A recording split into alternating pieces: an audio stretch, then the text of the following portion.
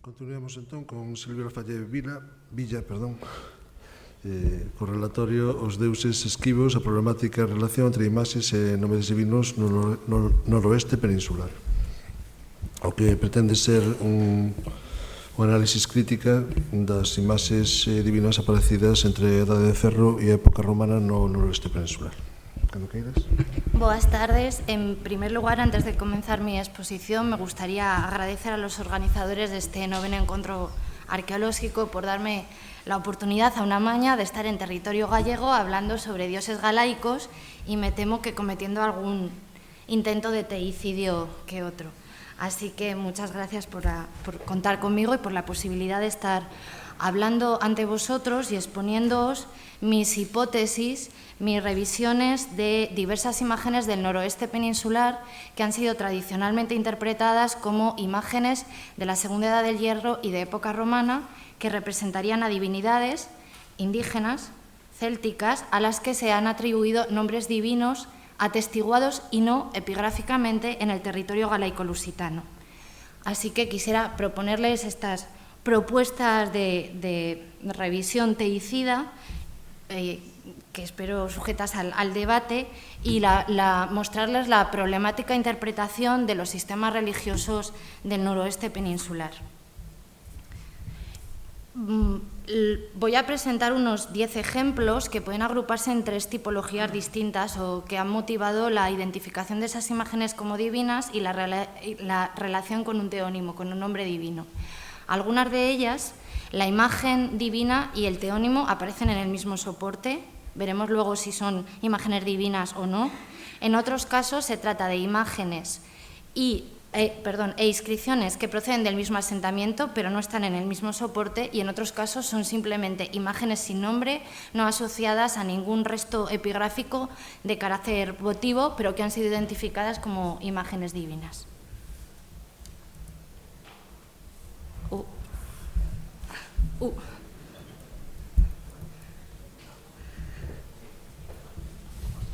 Me meto con los dioses y luego me castigan.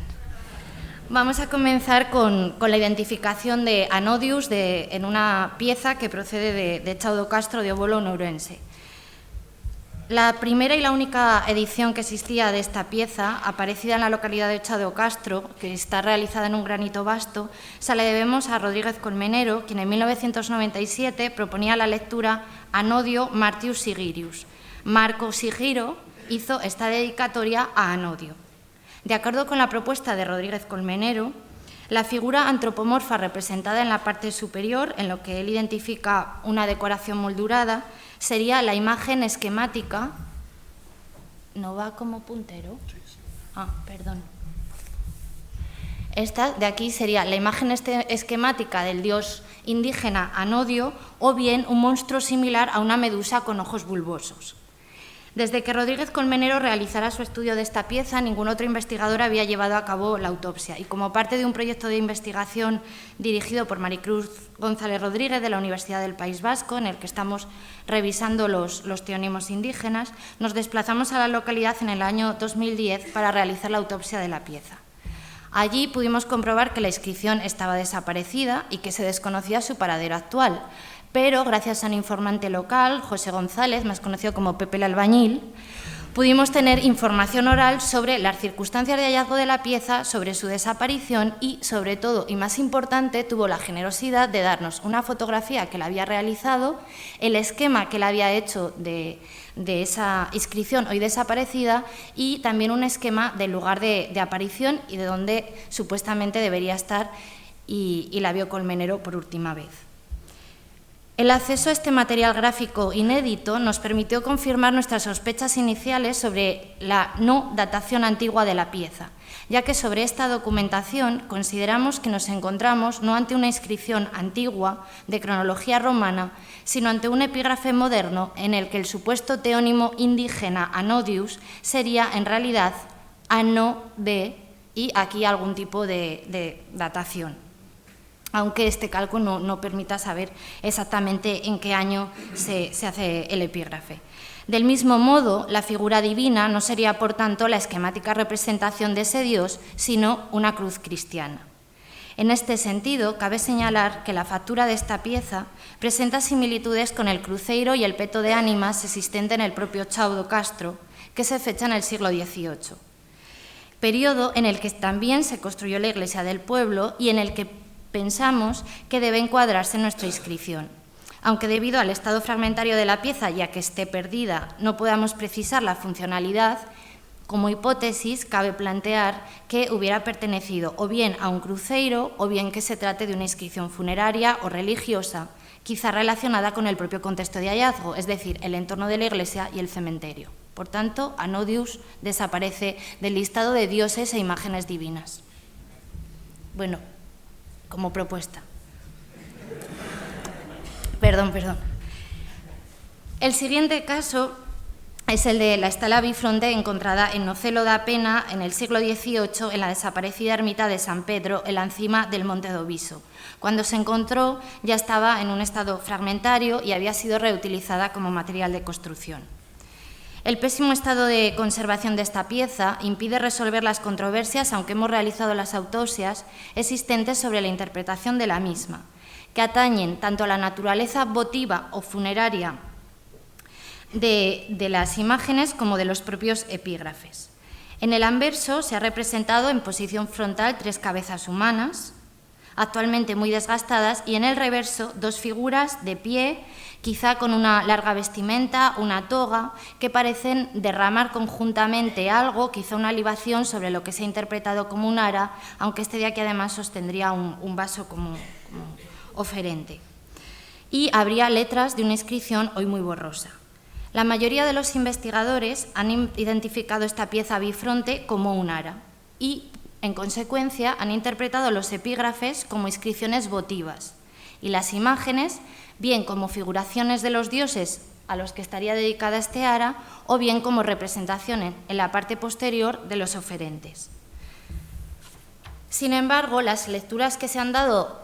aun estando de acuerdo en esta naturaleza votiva del fragmento, también difieren. Por ejemplo, Fita en 1911 consideraba que el altar se había consagrado a varios dioses indígenas tutelares, en concreto a Navia y a Genius,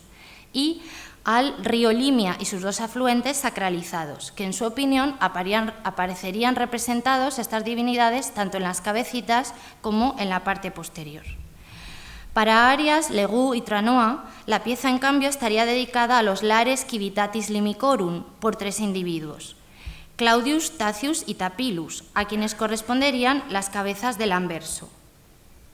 En cambio, para Rodríguez Colmenero y González Ruibal, se trataría de un ara consagrada a las matres de esa misma Civitas, de la Civitas Limicorum,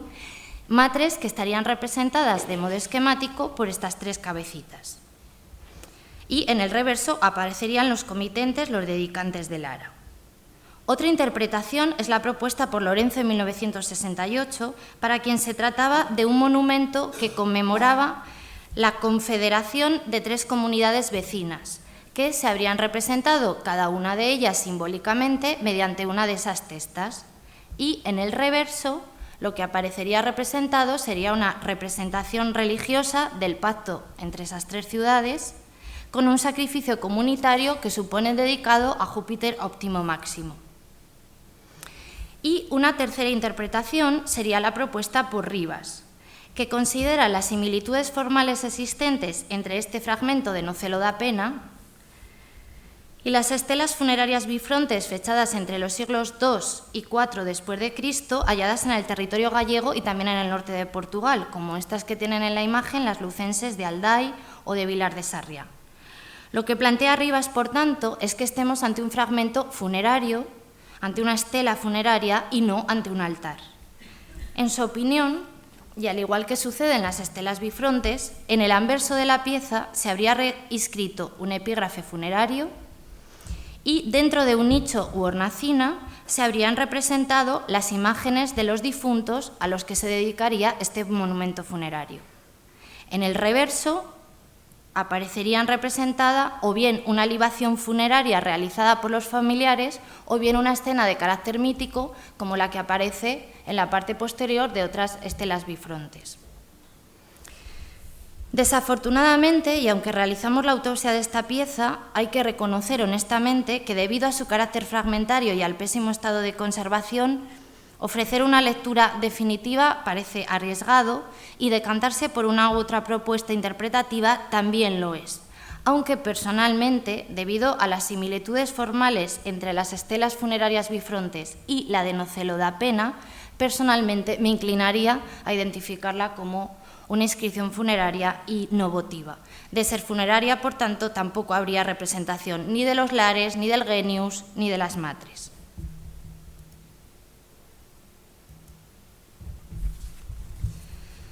En relación a las matres, se ha identificado como una imagen de estas diosas célticas triples, una mutilada escultura en granito local procedente del castro de Montemosiño, que parece representar a tres féminas sedentes, esta de aquí, que tendría seguramente un niño en el regazo, esta otra, que parece sostener algún tipo de recipiente, y una tercera figura, aunque en realidad, debido al estado fragmentario, no sabemos cuántas figuras componían esta pieza.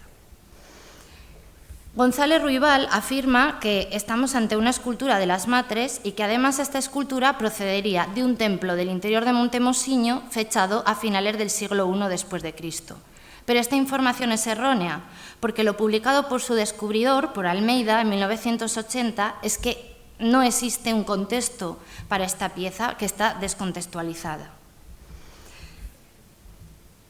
Es cierto que esta imagen presenta similitudes con las representaciones de las matres documentadas en el resto de la Céltica europea. Aquí hay varios ejemplos procedentes de Britania, Galia y Germania,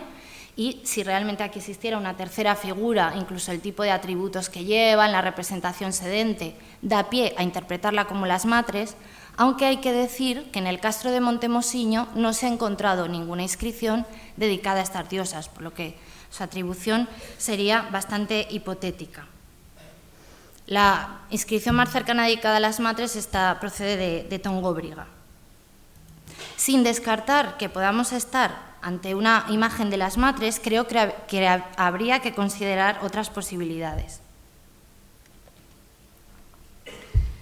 Una de ellas es que este fragmento formara parte de una estela funeraria de gran tamaño, en cuya parte superior se hubiera plasmado en alto relieve a un grupo familiar, como por ejemplo,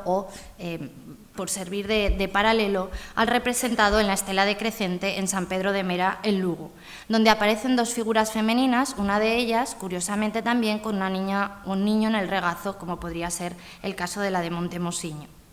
Y también presenta similitudes con las estelas bifrontes funerarias que hemos visto anteriormente, donde también hay figuras sedentes que portan diversos tipos de objetos. Así que, en el caso de las matres de Montemosiño, es dudosa que se trate de estas divinidades, ¿o no?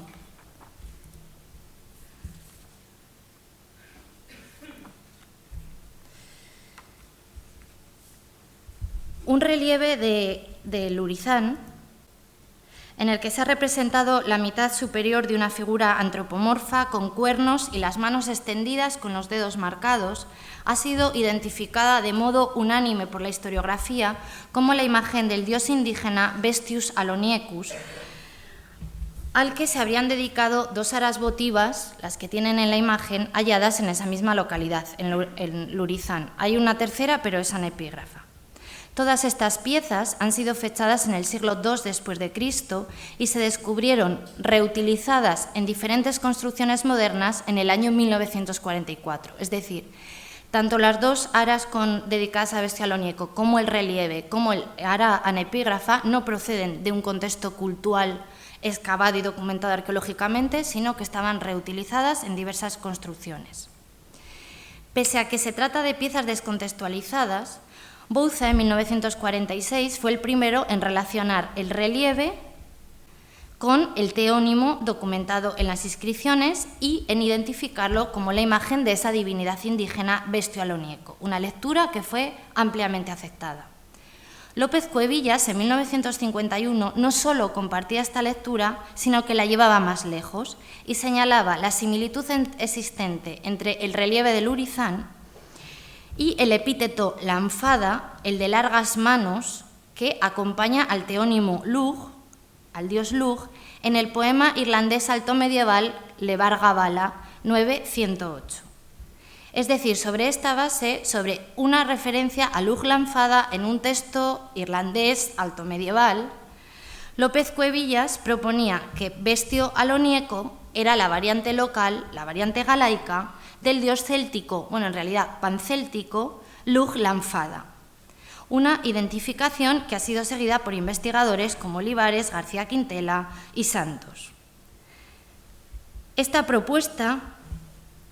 A esta propuesta se han sumado otras que además no son excluyentes sino complementarias. Por ejemplo, que esta imagen fuera Bestio Alonieco, una variante indígena de Lugh Lanfada, pero que a su vez fuera una manifestación del dios Cernunnos, un dios que aparece documentado epigráfica e iconográficamente una única vez en todo el Imperio Romano, en el altar de los nautas en París, fechado en el siglo I después de Cristo, una única vez, y que se considera equiparable a estas dos divinidades, ya fuera como una deidad propia o como un apelativo del ciclo mitológico de Lugh. También se ha planteado por parte de Calo Lourido que estemos ante un mercurio tónico, psicopompo y subterráneo, o por parte de Andrés Penagraña, quien discrepa fervientemente con mis interpretaciones,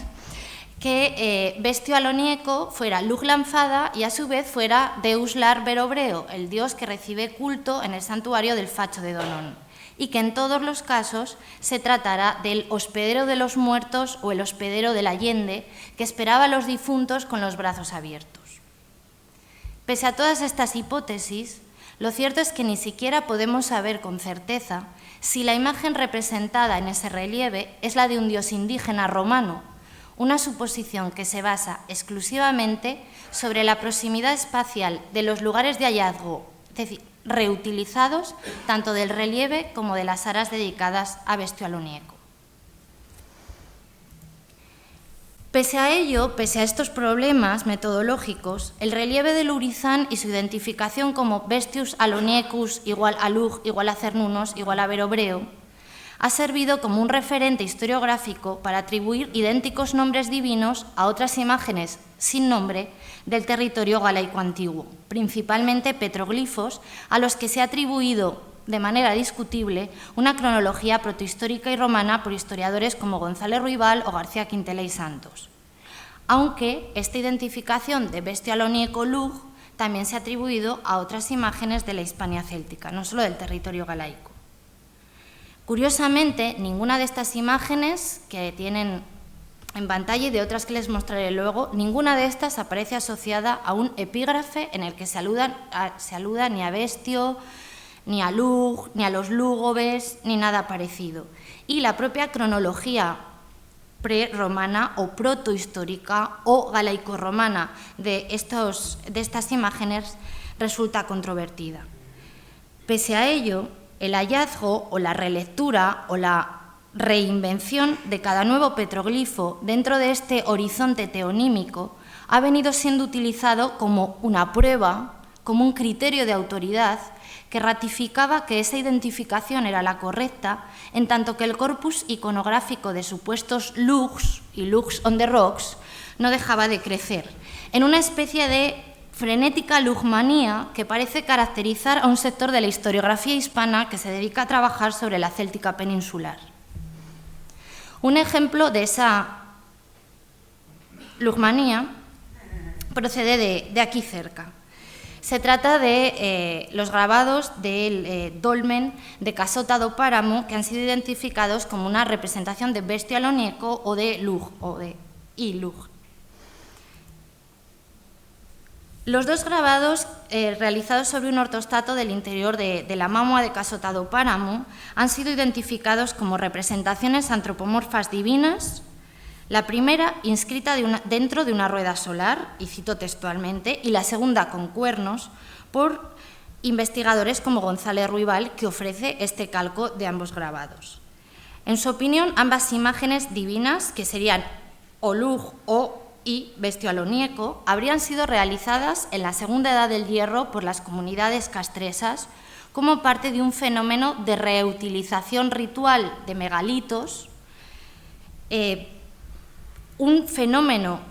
que sí que se documenta en el territorio galaico en época protohistórica y en época romana, pero que, como veremos,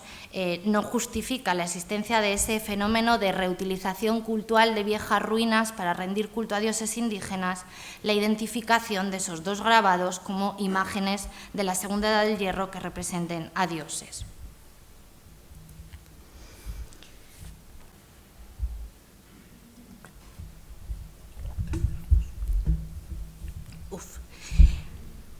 Existen dos problemas fundamentales que obligan a reconsiderar la interpretación planteada por González Ruibal de estos grabados como imágenes de deidades indígenas. En primer lugar, la propia verosimilitud del calco presentado por quien defiende esta lectura divina. Y, en segundo lugar, la cronología de las figuras, que presentan surcos con bordes vivos propios de factura con un instrumento metálico que no tiene nada que ver, aunque aquí están los especialistas en petroglifos, con el tipo de surco de época prehistórica. Como se puede comprobar si uno lleva a cabo la autopsia directa de los grabados, el dibujo ofrecido por González Ruibal no se corresponde con la realidad y es mucho más acertado, mucho más cercano a lo que se puede apreciar el publicado por López Cuevillas y Bouza en 1928 o el que realiza Agrafoso en 1986. De acuerdo con el calco de López Cuevillas y con la propia autopsia, el antropomorfo de la parte superior no sería un antropomorfo inscrito dentro de una rueda solar, sino un círculo con 4 radios del que parten líneas divergentes y que se apoya sobre un rectángulo a modo de peana. En mi opinión, esta imagen presenta similitudes notables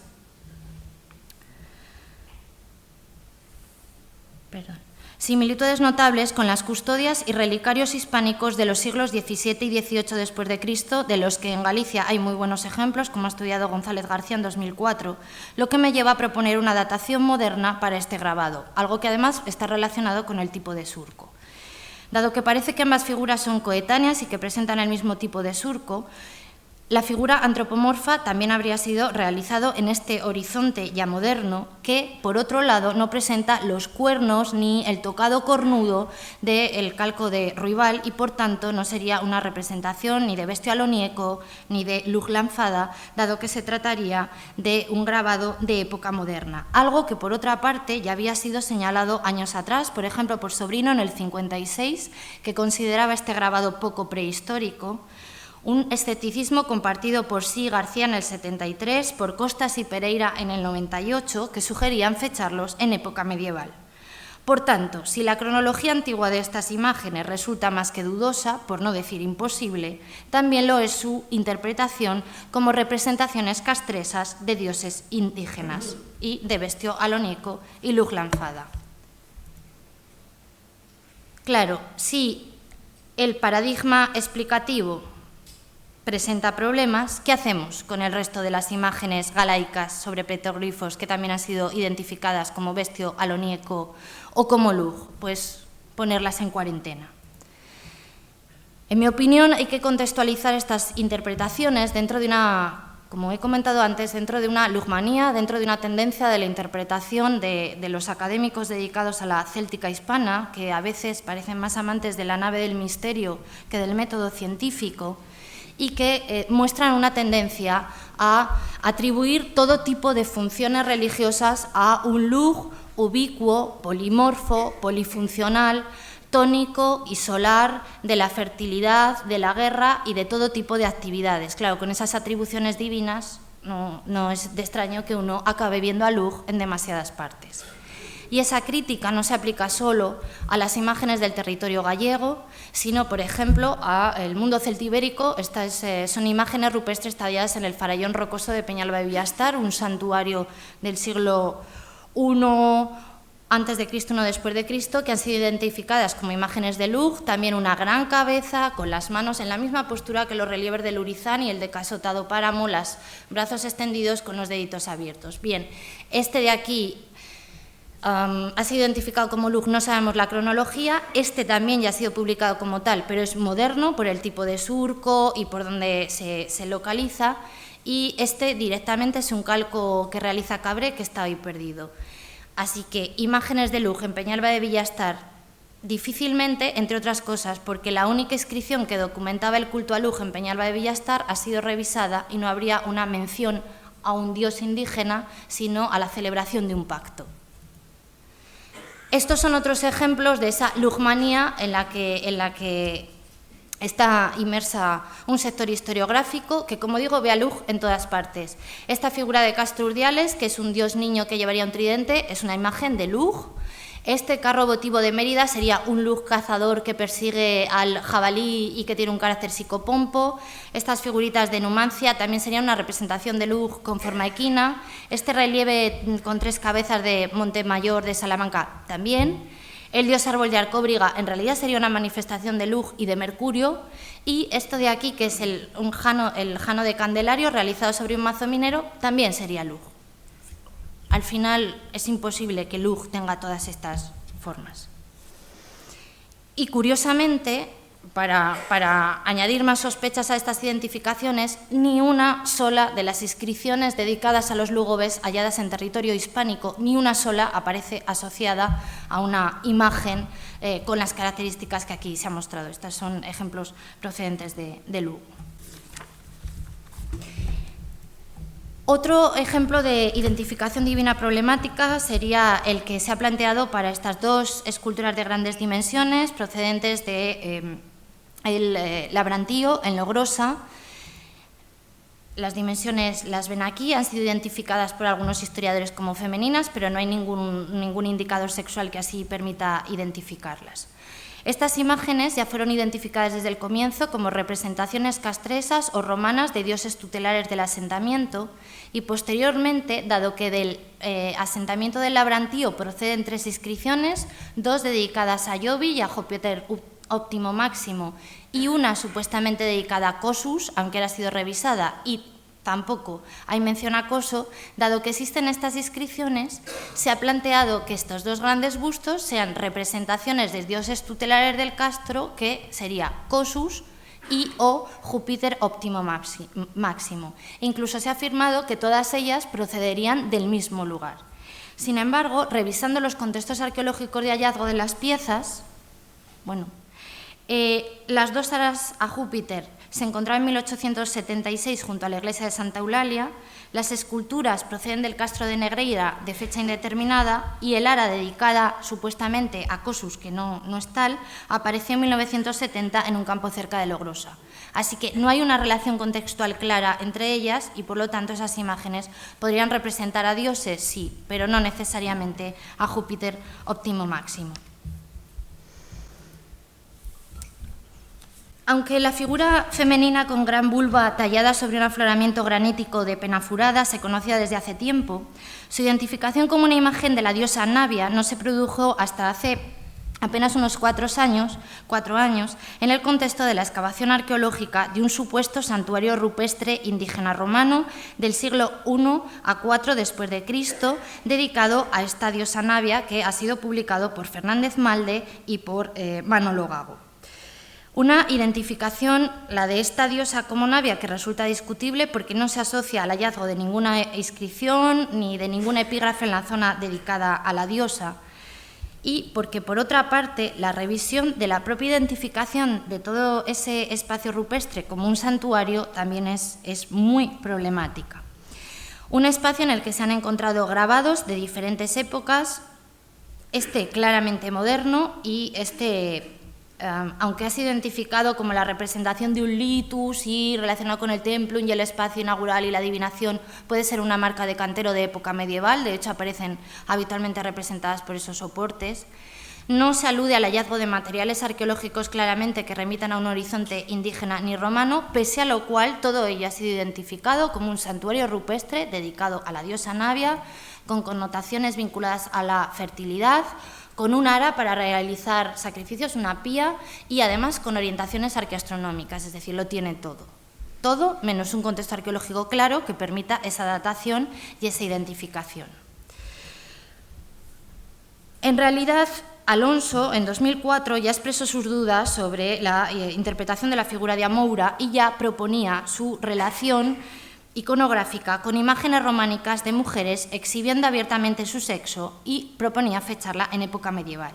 De hecho, se conocen figuras femeninas mostrando la vulva representada sobre canecillos en la cercana iglesia románica de Betanzos, en Coruña, y hay otras imágenes similares sobre otras construcciones medievales gallegas estudiadas por el propio Alonso, por Carrillo y Ferrín o por Eirás en 2010. Además de otras del románico europeo o del ámbito irlandés, como la Silanig, esta que tienen aquí, todas ellas de época medieval.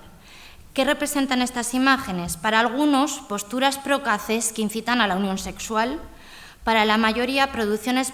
visuales cristianas con un fin moralizante y moralizador que pretendían alejar al pecador de las tentaciones carnales, mostrándole los horrores y la fealdad de las vulvas femeninas, y que en ningún caso representarían divinidades precristianas célticas relacionadas con cultos de la fecundidad. 2 minutos. Seguimos con los dioses de grandes atributos sexuales. En este caso se trata de la figura masculina desnuda y con un martillo y con un mazo, representada en un relieve en estado fragmentario conservado en la iglesia de San Miguel en Vilar de Perdices, en Portugal, que ha sido interpretada por Gago en 2010 como la imagen del dios indígena Rebelarouco. ¿Sobre qué base? Sobre la base de que tanto en esa localidad como al otro lado de la frontera, en concreto en Baltar, en Orense, se han encontrado sendos altares dedicados a Rebelarouco. Pero no hay otro argumento que ese, el hallazgo de un ara a cada lado del monte para identificar esta imagen. La imagen de este Rebelarouco Thor hiper mega itifálico, curiosamente la morfología de ese fragmento presenta similitudes con otro tipo de piezas, en concreto con estelas funerarias del ámbito galaico-lusitano con remate circular de los siglos II-III después de Cristo, que están decoradas con figuraciones humanas en la zona superior de la pieza, ya que la inferior se reserva al campo epigráfico. Todas ellas, como pueden ver en la imagen, muestran representaciones de figuras masculinas desnudas, desproporcionadas, de gran tamaño, de pie, con rostro frontal, con los rasgos faciales marcados con incisiones y genitales destacados, es decir, imágenes muy similares a la que decora el relieve de Vilar de Perdices. Por ello, me inclino a pensar que podemos estar ante un relieve funerario que representaría al difunto que ante una imagen del dios Larouco. En cuanto a la identificación del relieve fálico del templo do Falo de Elviña a Coruña sobre la base de la lectura de una pizarra encontrada dentro del templo do Falo, sobre la lectura de esa pizarra por parte de Luengo, como una inscripción votiva dedicada a un dios indígena, Ususu. Si se revisa esa inscripción, que es algo que estamos llevando a cabo, se ve que se trata de una inscripción que no es de época romana, sino posiblemente visigoda o de época alto medieval,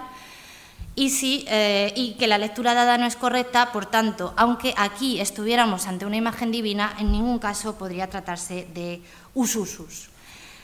Para concluir, no me he podido ni querido resistir a traer aquí el libro de Gago, Vento e Chuvia, mitología de Antiga Galaequia,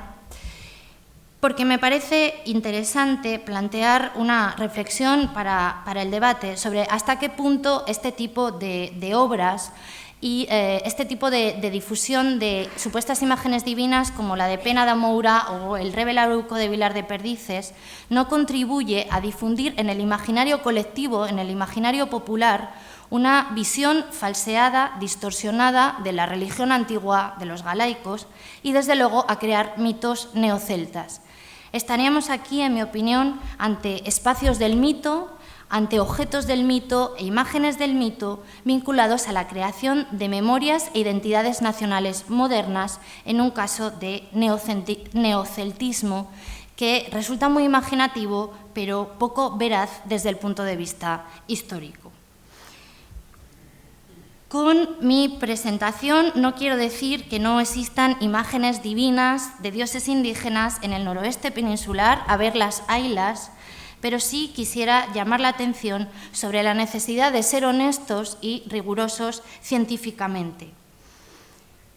Ciertamente, el deseo de desentrañar estas iconografías esquivas y de comprender a estos dioses esquivos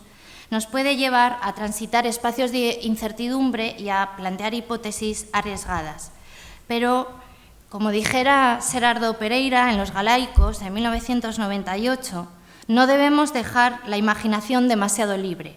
Podemos pasarnos de la ciencia histórica a la novela histórica, que no por muy interesante deja de ser ficción. Muchas gracias.